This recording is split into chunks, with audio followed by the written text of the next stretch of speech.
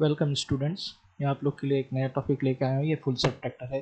थोड़ा सा इसके कैलकुलेशन हार्ड पड़ता है, बट बीटेक में ये क्वेश्चन मोस्टली आते रहते हैं, तो एक बार देख लीजिए। सबसे पहले जैसे इसकी बात करें तो ये इसका लॉजिक ब्लॉक डायग्राम है फुल सब्ट्रैक्टर का।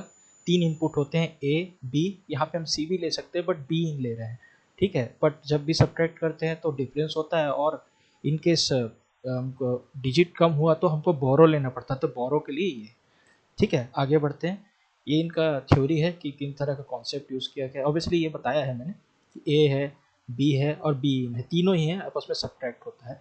ये थ्योरी है, इसको आप स्टॉप करके आप पढ़ लेंगे, इतना इम्पोर्टेंट नहीं, इसे आप ऐसे ही लिख सकते हैं, ठीक है। नेक्स्ट पढ़ते हैं। ये उनका ऑपरेशन है कि ऑपरेशन में क्या यूज़ किया गया है, कि अंडरस्टैंड, ये सारी चीज़ें मैं समझाऊंगा। ये वो आप इससे पढ़ने ये ज़्यादा टफ लगेगा। आगे बढ़ते हैं। जिसका मेन चीज़ है यहाँ देखते ध्यान से, इसका ट्रूथ टेबल सबसे ज़्यादा इंपॉर्टेंट है। सबसे पहला ट्रूथ टेबल कैसे बनाना है देख लीजिए। 3 इनपुट है, तो सबसे पहला जानते हैं 0 0 0 0 0 0 0 1 1 0 1 1 और सामने में 0 लगा दीजिए, ठीक है। इसके बाद 3 डिजिट चालू होते तो ऑब्वियसली 1 0 0 1 0 1 1 1 0 1 1 1, ये सारे जगह से इनपुट का सीरीज यही रहता है, ठीक है। तो अब देखते हैं। हाँ, यहाँ पे कॉन्सेप्ट ये है कि आपको सब्ट्रैक्ट करना है a माइनस बी, ए से बी को घटाना है, और इसका जो आउटपुट आएगा, मान लीजिए x आता है, तो इस आउटपुट में आपको सब्ट्रैक्ट करना है बी इनको, ठीक है। x माइनस बी, ठीक है।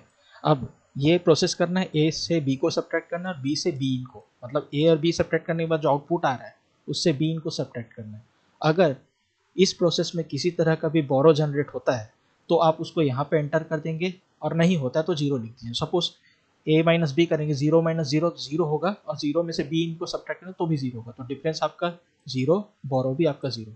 यहाँ पढ़ते देखते, ए माइनस 0 करोगे तो 0, अब 0 माइनस 1 करोगे, 0 माइनस 1 करोगे तो डिफरेंस भी 1 आता है, और इस तीनों प्रोसेस में से कहीं भी अगर बोरो जनरेट होता है, जैसे यहाँ पे जनरेट हुआ, तो हमने यहाँ पे 1 लिख दीजिए। नेक्स्ट देखते हैं। 0 में से 1 सब्ट्रैक्ट करोगे तो ऑब्वियसली 1 आएगा, बट बोरो जनरेट हो जाएगा, तो बोरो यहाँ पे आप एंटर कर देंगे। अब जो 1 बचा है, 1 में से 0 सब्ट्रैक्ट करोगे तो ऑब्वियसली ये 1 आएगा यहाँ पे। नेक्स्ट आगे बढ़ते हैं। 0 में से 1 सब्ट्रैक्ट करना, ऑब्वियसली बोरो जनरेट होगा, तो बोरो मैंने यहाँ लिख दिया है, बट 0 में से 1 में 1 आता है, और 1 माइनस 1 करोगे तो आंसर आ जाएगा आपका 0। नेक्स्ट देखते हैं।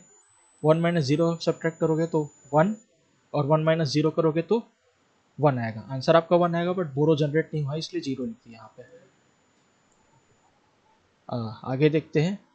1 माइनस 0, ऑब्वियसली 1 आएगा, 1 माइनस 1 करोगे 0, तो आंसर भी 0 और बोरो भी आपका 0 रहेगा। नेक्स्ट देखते हैं। 1 माइनस 1 सब्ट्रैक्ट करते हैं तो 0, और 0 माइनस 0 करोगे तो ऑब्वियसली 0 भी रहेगा और बोरो भी आपका 0 आएगा। नेक्स्ट और लास्ट देखते हैं। 1 माइनस 1 ऑब्वियसली 0, अब इस 0 में से इस 1 को सब्ट्रैक्ट कर दीजिए, तो जानते ही आप 0 में से 1 सब्ट्रैक्ट करोगे तो आपका डिफरेंस भी 1 और बोरो भी 1। ये इस तरह से आपका ट्रूथ टेबल क्लियर हो गया। ये सबसे ज़्यादा टफ चीज़ है। तो नेक्स्ट देखते हैं। ये इनका मैथ्स है जो ज़्यादा इंपॉर्टेंट था। इसमें एक्सपीरियंस करता हूँ कि 2 अलग अलग सर्किट बनेंगे, एक आपका डिफरेंस का रहेगा और एक जो है बोरो का रहेगा, ठीक है। अब